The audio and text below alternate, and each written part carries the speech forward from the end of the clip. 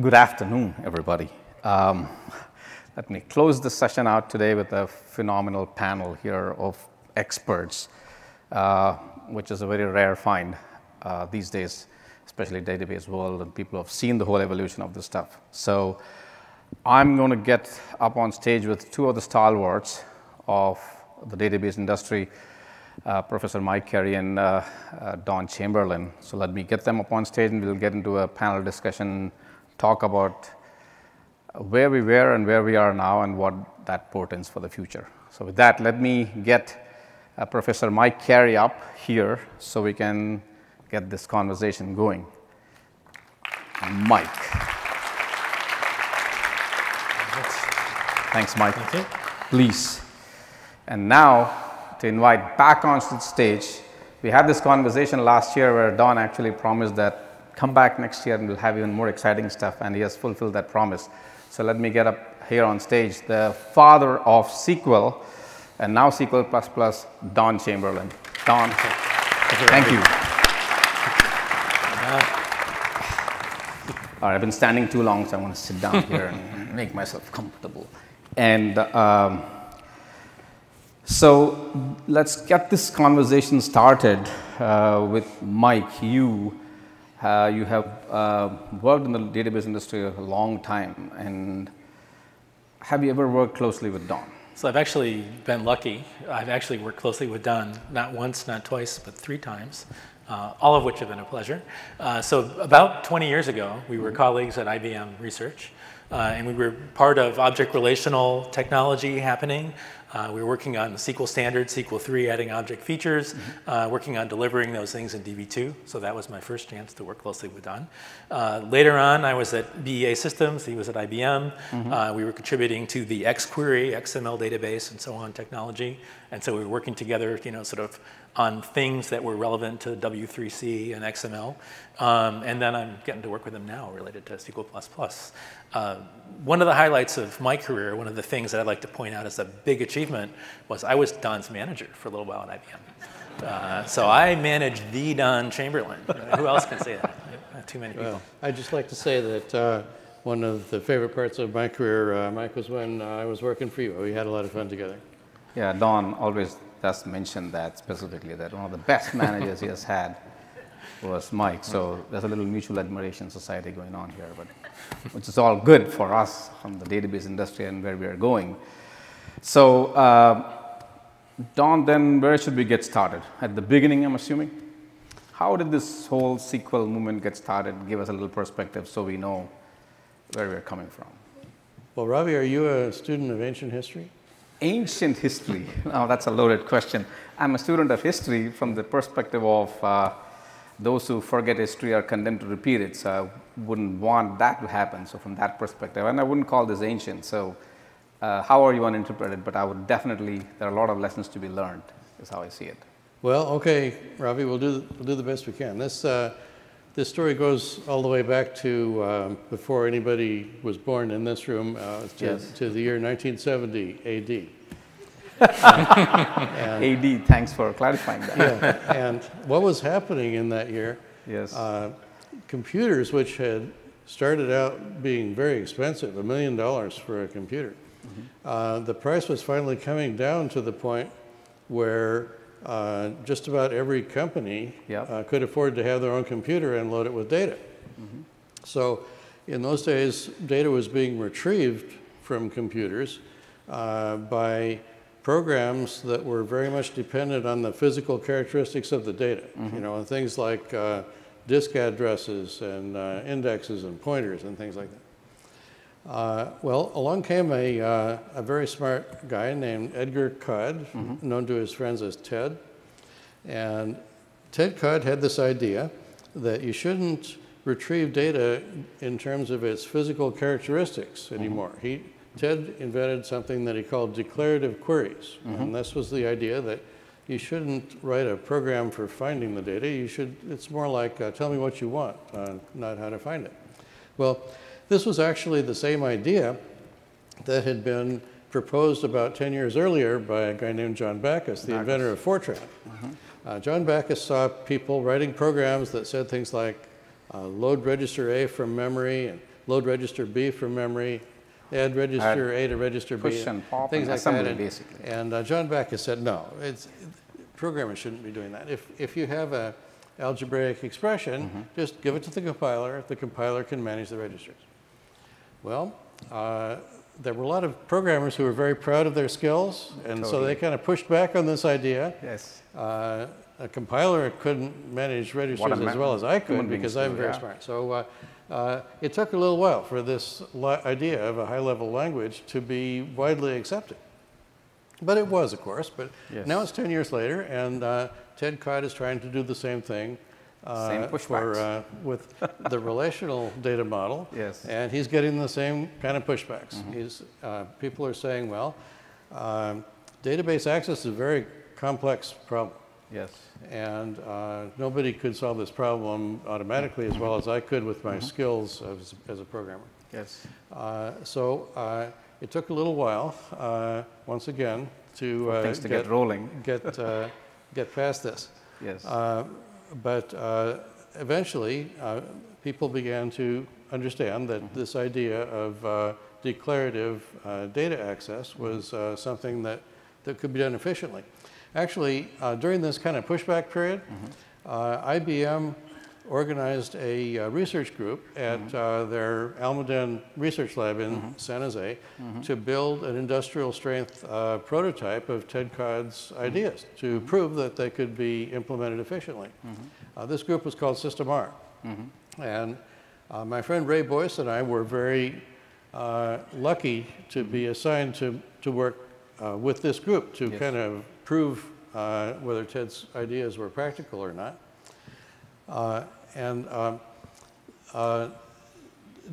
Ray Boyce and I, this was a great opportunity for us to work with the great, the master Ted Codd. But Ray and I were just kids. I was just out of Stanford.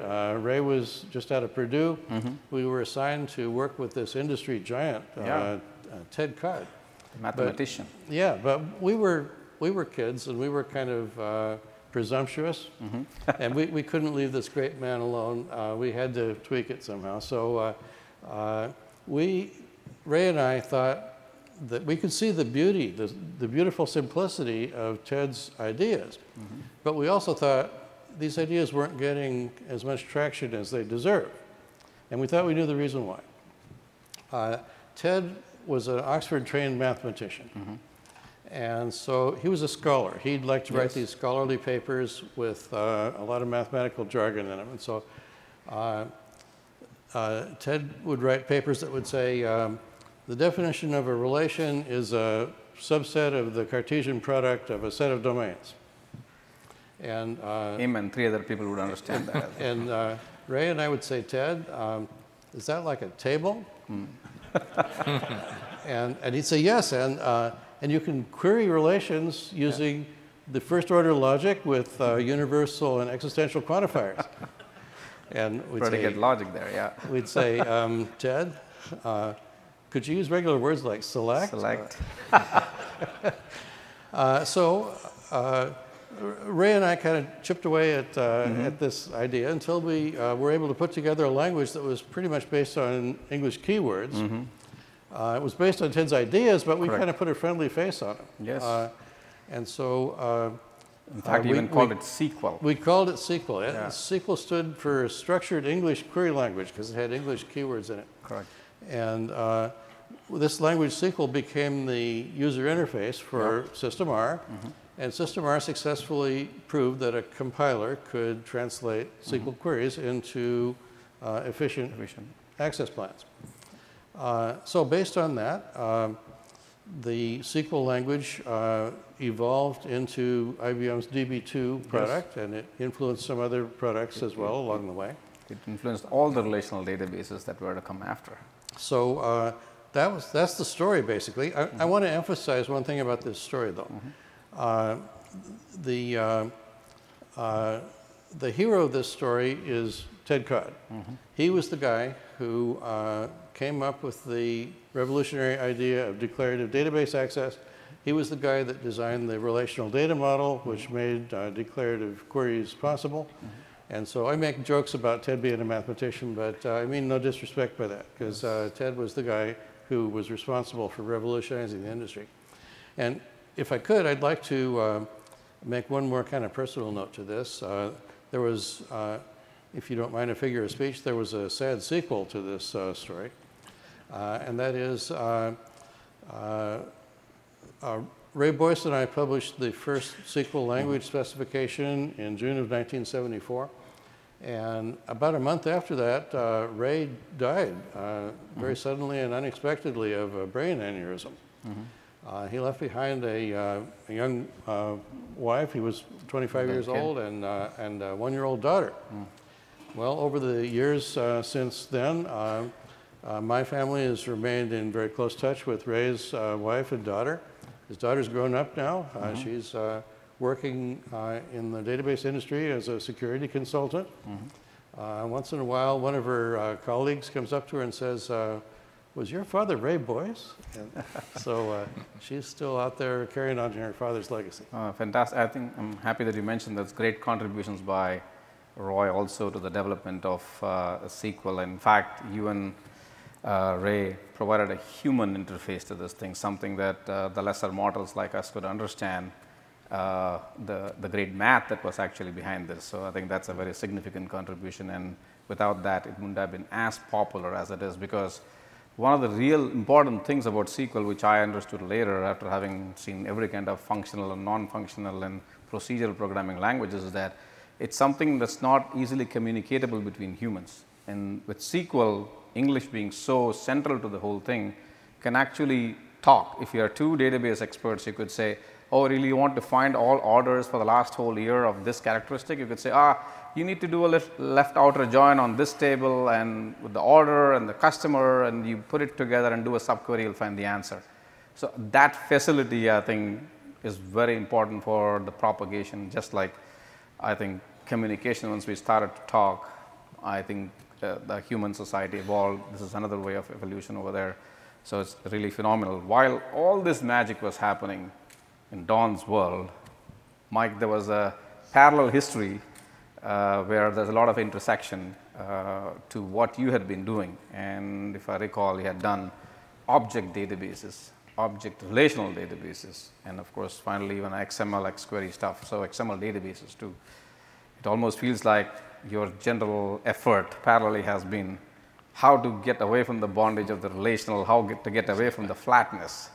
And now, Asterisk DB, do you think you'll get it right this time? So when I teach the history of databases to students, I actually made a comment about AD that reminded me that I tell them about BC, which stands for before COD. And so I think what happened was 1970 really revolutionized things. There was this wonderful data model, very simple, and then it could be translated into something that we can understand. It was proven by the System R project and the Ingress project at Berkeley that you could build this thing, that you could build an optimizing compiler that would be able to figure out which indexes to use and what order to do joins in and so on. And so having this very simple model with rows and columns, everything is normalized, enabled all of that other innovation. So the good news is if you have business data and it fits in tables, problem solved. The bad news is that not all data looks like that. In fact, there's a large amount of data that's more complicated. And so over the years, there have been attempts to say, okay, so we've learned a lot about how to do query processing and how to do physical database design. How can we apply that to other data models? So object-oriented was trying to do that for, for engineering applications. Object relational was sort of a more general approach to trying to do that. And XML was, okay, so here's a truly semi-structured, more free-form, sort of interesting data model. We can do that. And so there were these, sort of three attempts. What I've been doing is working on this Asterisk project, where, as I sort of mentioned in sessions earlier, basically trying to say, all right, so if we have semi-structured data and we have parallel database knowledge, how can we bring these things together to solve real problems? And so when this project started, we saw JSON really starting to happen. Said, let's build, sort of a way of doing SQL-like access over that kind of data. Let's bring to bear all the things we've learned about automatic indexing and about query processing. That can all be generalized. You don't have to have a schema you can allow some nesting, et cetera. So how do we now take and stand on the shoulders of that simple models and everything that revolutionized us and do this for an application's actual data? Actually, a data model that is not imposed by a database as opposed to... Right. So the hope is, sort of object-oriented and object relational and XML, fourth time's the charm, right? That's so. Fourth time is the charm. I believe this time we'll get it right. Exactly. So Don, all this excitement is happening on the sort of lot of conversation on the NoSQL side. How do you see this? Is this progress, or how do you see this whole NoSQL? And here I'm telling you're the father of SQL. Well, so I do. How does this compute for you? I see a lot of progress going on this year, and I'm particularly interested right now in something that's called SQL++. I'm going to pronounce it SQL++ because that's easier to say. The basic idea of SQL++, as I understand it, is to extend SQL and turn it into a general purpose query language for JSON. Well, nobody at Couchbase is going to be very surprised about that because that's what you've been doing for years now. That's exactly what Nickel is. It's a general purpose query language for JSON. But to understand the significance of that, I want to back off a little bit and kind of give it some background. Everybody knows that JSON is a very important data format because we have a lot of applications that are written in JavaScript, and JSON is the native data format for JavaScript, so they're exchanging data in that format. And we're generating lots of JSON data, and it's really pretty clear that JSON needs a query language. Now, starting from scratch, if you need a query language for JSON, what would you do? Well, you could invent a new query language from scratch, but that's a lot of work. Or another thing you could do is try to extend an existing language to turn into a query language for JSON.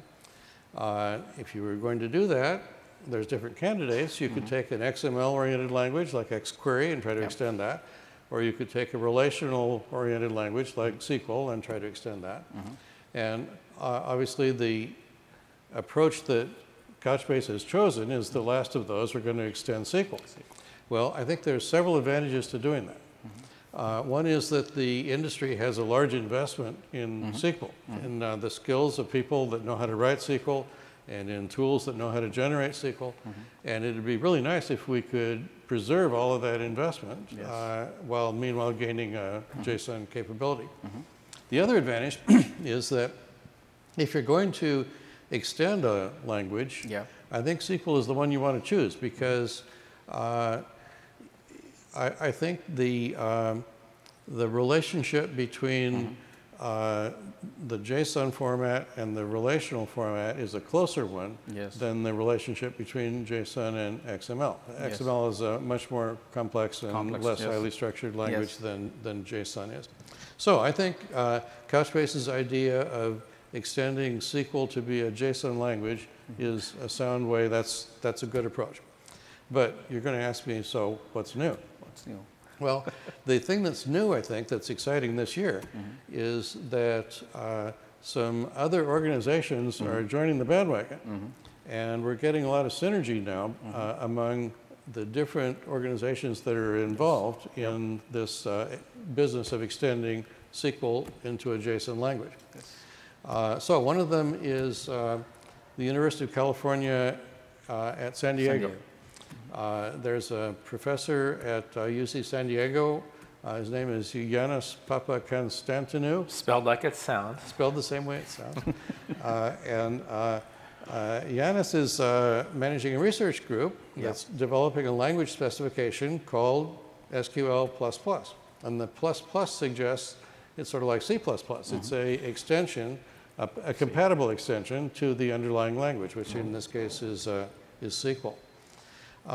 So that's one group that's working on this problem. Another group that's working on the problem is Mike Carey's research group. It's kind of split between UC Irvine and UC Riverside. And what these guys are doing is building a highly parallel, highly scalable architecture for executing these JSON queries.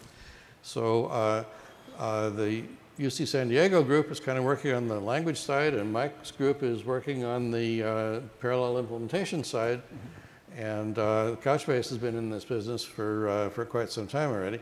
So we have 3 different threads. And the exciting thing that's happening this fall is that Couchbase Analytics is being released for the first time as a part of Couchbase Server 6.0. And that's kind of pulling it all together. So exactly. I think we're seeing Couchbase Analytics take advantage of all of these threads. It's pulling in the work that's being done at San Diego and at Irvine and at Riverside and at Couchbase, and kind of putting it all together into a unified system. So I thought that was a pretty exciting story. Yes. I thought it was so exciting, I had to write a book about it. Wrote a book. So this book is called SQL++ for SQL users. What it's trying to do is to go over the extensions that were necessary to turn SQL into a JSON query language.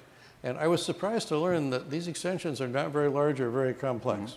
I kind of boiled down to 3 of them. I'll give them names. There's left correlation, there's select value, and there's group as. Now that's just jargon for you right now, but those are 3 features. Each one of them is a small language feature with a little bit of syntax that goes with it. And those are the things that you need to understand to turn a JSON tree to turn SQL into a JSON language. So I thought this was an interesting story. I wrote a little book about the 3 features that turn SQL into JSON, and had some fun writing the book. And if you're interested in these topics, I think Couchbase has given these away. Of course, and you can get this autograph from Don later in the evening after we're done with this one. But I think don't get fooled by what Don said. It's just simple extension of 3 things. That's how it appears to him, which is because he's got great clarity in what he actually wants. And Mike would often tell me that sometimes Don would ask me this very simple question: have you thought about this? And it'll take us weeks and months to figure out, how far he's really thought through and how we actually go through to solve those problems. So there's a lot of details hidden in that thing, but the beauty of this book is how it simplifies. The examples are to the point, and they actually have great clarity. So that's the wisdom to hear it from the master, because they completely eliminate all the mistakes that apprentices and commoners would typically do. So I think it's phenomenal. We can have a look at this book later in the evening. But Mike, how do you see you're putting together this MPP system, and how does SQL++ influence your thinking? And like we mentioned in the morning, there's a lot of common synergies in how we thought about how we should take a sort of JSON database forward, and how you were thinking of a BDMS, as you would call it, Big Data Management System, which is a JSON-oriented one. How did you see the SQL++ and the synergies? Because you are the central point, so to say, for us to pull this all together. And by extending Nickel to the next level, as you would say, it's no longer your grandfather's Nickel. We have extended to the next level with this version that we come out with. So marketing wouldn't let us call it Dime. But. Yeah. Nickel, and then that one got ruled out pretty quickly. So let's see. So when we started, the research side of this, it was, sort of in the early days, and to make progress, you want to build on the shoulders of giants, right? So you need to sort of take the best ideas and build on them. We needed a query language, and so as Don said, there's 2 ways of doing that. And so we thought, one of the world's great language designers is Don, and he was very influential and had worked in the W3C to think very carefully about how you would build a query language for semi-structured data. And so we got up on Don's shoulders, but we said, SQL is this old stuff, right? So that's when Don was a flatlander, right? So the world was flat, everything was normalized. Every time you have a subquery, you make it into a, sort of a constant thing.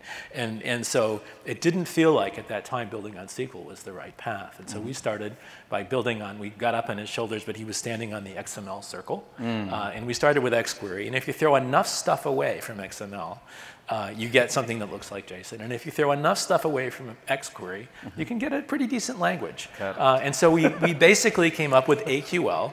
And I was out of industry, and it's like, okay, no more rules. I don't have to care. I can invent something new. This will be fun. Yes. And we came up with a fairly nice language. And so we were progressing along, and we had this parallel thing, and we'd give our talks, and we'd get to the language part, and we would explain that SQL was, sort of for the flatlanders, and the right thing to do was to delete all this stuff from XQuery and have this nice language, and here's our language, and don't you love it? And they'd be like, that makes sense, but I kind of like SQL.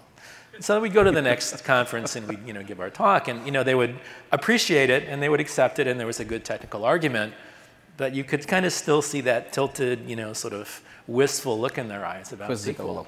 And so fast forward. Forward actually was the name of the project that Yannis was doing at UCSD. He came up with this SQL++. So he took the time to say, okay, what are the things that if I change them in SQL will get me the ability to deal with the lack of schemas or deal with nesting? And he did that analysis. He used that as a framework for looking at what all the different XML and JSON query languages could do, contacted us and said, we've looked at this and it's very much like AQL. Take a look at what we're doing. And we went, that's what those people were like tilting their heads for. That's the language.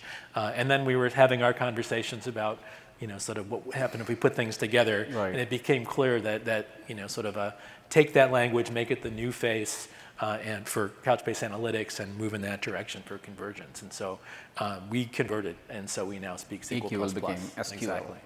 Fantastic. And you're also a professor who teaches this every variant of this thing. How difficult is it for people to get to understand and program in SQL++? Right. Nickel, our version, how difficult will it be for people who know SQL? How do you see that, since you teach classrooms full of people who don't even know anything about SQL? Yep. So part of my day job is every spring I teach 400 plus students about relational databases.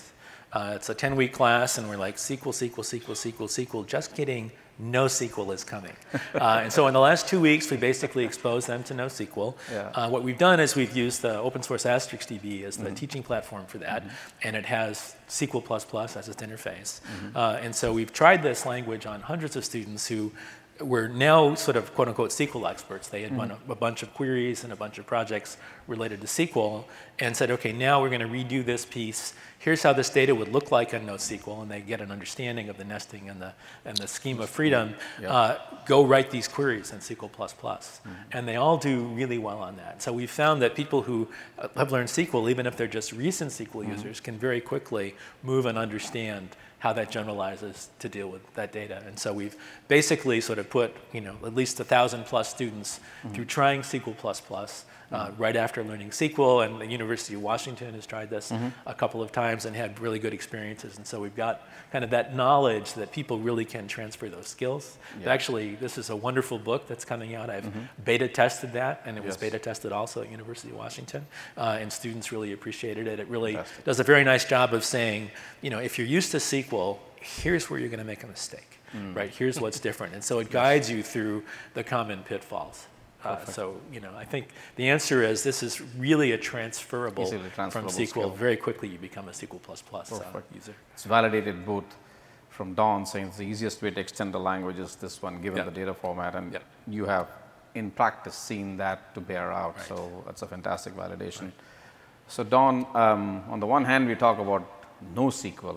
On the other hand, we talk about SQL and SQL++.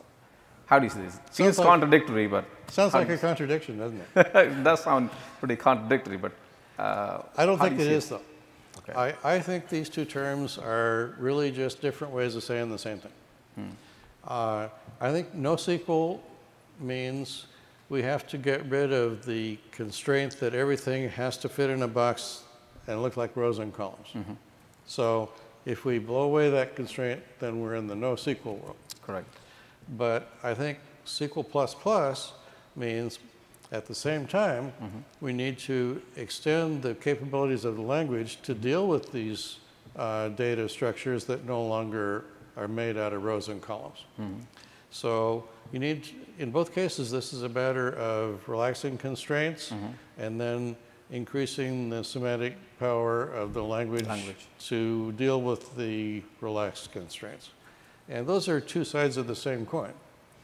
So I like the name SQL++. It suggests that you're taking a language and it still does what it used to do for the data that it was designed for. Yes. And at the same time, it can handle additional kinds of data with additional expressive power. And so I think this is all part of the same story.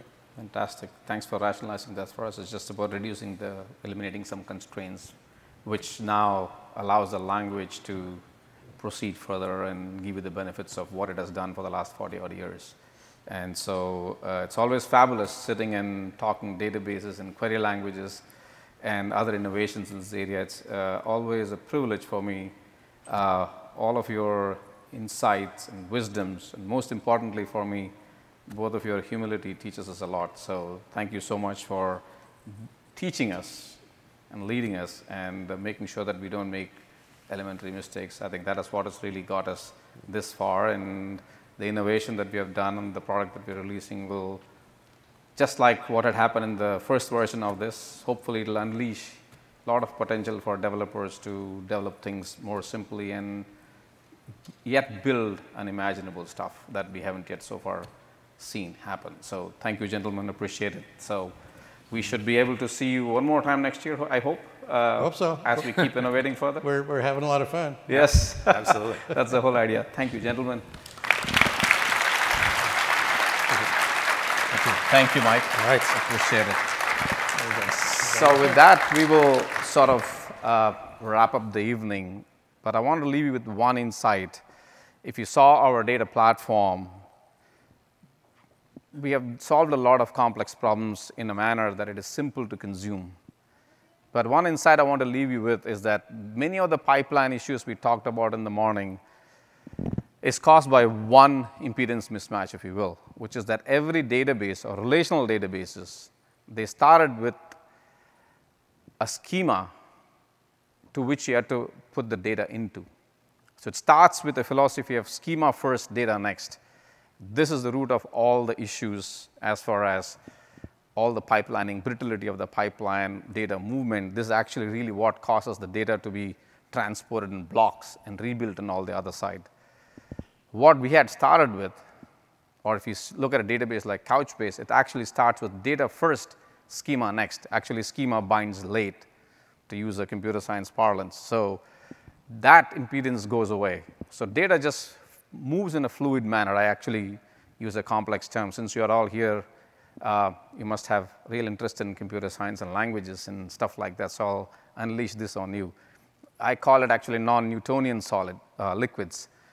Regular Newtonian liquid is something that when you apply pressure, it disperses. A non-Newtonian liquid, if you put pressure on the liquid, it becomes solid. It's like Play-Doh or cornstarch and water kind of stuff. So why I'm saying that is that the data should move fluid. When the query language inspects it, structure is imposed at that time in a late binding fashion. And then you observe from there the structure and you actually work on it. And then the data moves fluidly to the other end where you can, another time when you're inspecting, you get the structure out of it. That's how we built it. That's why in the morning when you saw, very easily we could extend the schema and then sort of move it to the other side and analytical stuff could happen on top of it. So that's one of the foundational pieces of how we look at data, as in data first, schema next. And that liberates. In order to get there, you have to make a lot of architectural assumptions and decisions, which is what I said we had to do 4 or 5 years ago to get here. So it's not a simple problem to solve. And thanks to the help of Mike and Don and many others in Couchbase who have really worked hard to contribute to this, to make this a reality. When we bring out 6.0, you'll get to see the full power of this whole platform. So thank you very much, but I really would encourage you to try this platform, and more than me talking about its beauty, experience it yourself. Only then you'll convince yourself of all the greatness that you actually put into the product. So thank you for sticking around this long and hearing all these stalwarts discuss the database innovations that we have really done. Thank you. Hope you enjoy the rest of the evening.